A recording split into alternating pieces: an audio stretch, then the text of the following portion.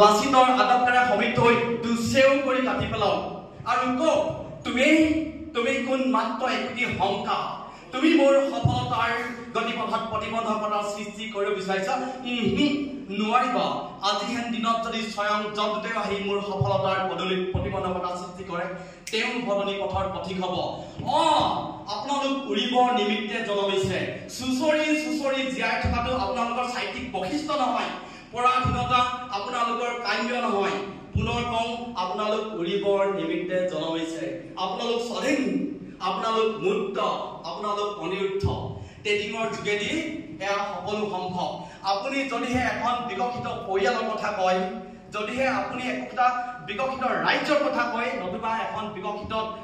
ৰাষ্ট্ৰৰ কথা কয় তেনেস্থলত মই আপোনাৰ দুখনি শ্ৰী চনৰ হাজাৰ প্ৰণিপাত জ্ঞাপন কৰিছো আপোনাৰ আধৰুৱা সপোনক ট্ৰেডিঙৰ মাধ্যমেদি আপুনি পূৰ্ণ মাত্ৰাত বিকশাই তুলিব পাৰে এয়া বাস্তৱ কেনেকৈ সম্ভৱ আপুনি অন্যান্য ট্ৰাষ্ট নিধিৰ মাধ্যমেদি যদি 1 লাখ